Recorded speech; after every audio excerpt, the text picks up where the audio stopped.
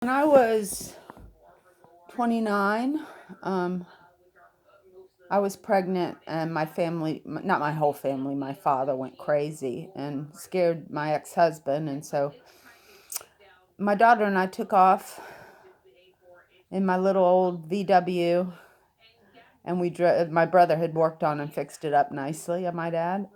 We took off, and we were going to go to Seattle, and I got up to Indianapolis. I said, it's too chilly. Let's go south. And ever since I was a little kid, I always wanted to see the Four Corners because I saw that in history class or something. And so we went there, and we didn't have any money, so we stayed in a homeless shelter in Farmington, which was a very nice home for us for a few weeks. And I had a car, so I went out and I applied for jobs. I thought maybe I'd go to college out there. They had a community college.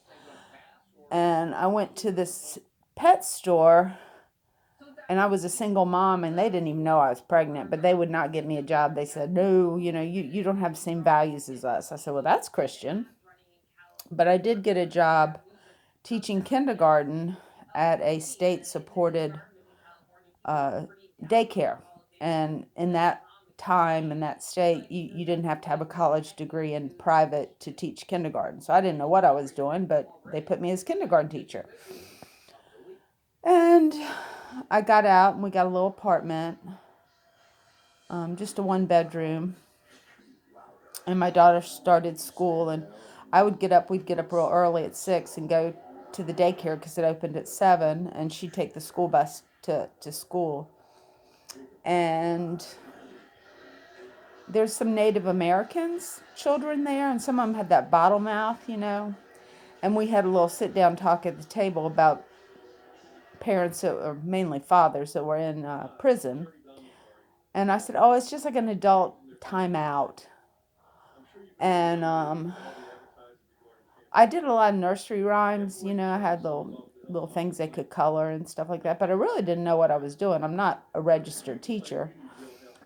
And there was this one girl, I think her mom, they said she had bipolar, and she had 3 different children by different men, and that she worked at the 7 to 11 or something. There's a little takeoff on the 7-Eleven. And the little girl was a really bad discipline problem. And so she would be physically aggressive to kids. And so I didn't, but they said, well, put her in isolation. And they put her in like a part of a room, and she would just scream and scream and scream. And I mean, now I'd say she needs art therapy. She needs some therapy, but I was so young. I didn't really realize what to do to help her. And then one time we'd give them breakfast. It's state supplied food for breakfast, and the kids were like, this cereal tastes weird. And my person, the lady that was running it, she smelled it. She goes, oh, the milk's spoiled. She goes, just go ahead and tell them to eat it.